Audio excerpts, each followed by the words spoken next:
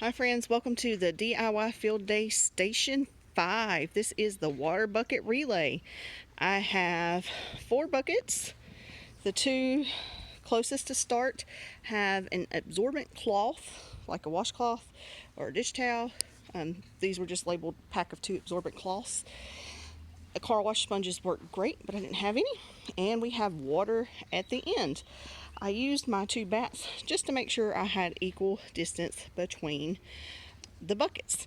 The object of the game is to run with the bucket, the cloth with the empty bucket to the water, get as much water as you can, run back, squeeze it out into the bucket, and the person with the most water in the bucket ends. And the object is to get all the water across.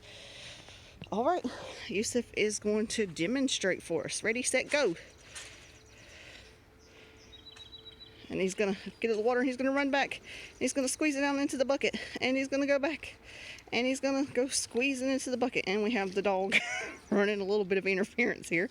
That may be a problem you'll have at home. He's got to squeeze it out, squeeze all that water out. Dopey, you want to try right now? No. Okay.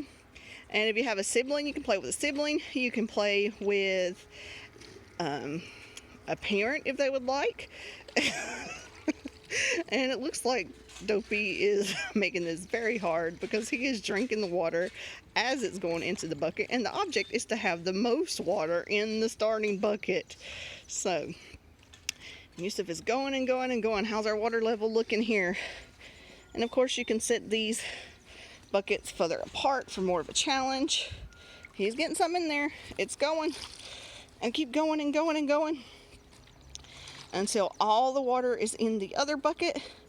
And if you're playing against someone, you see who has the most water left in the starting bucket at the end.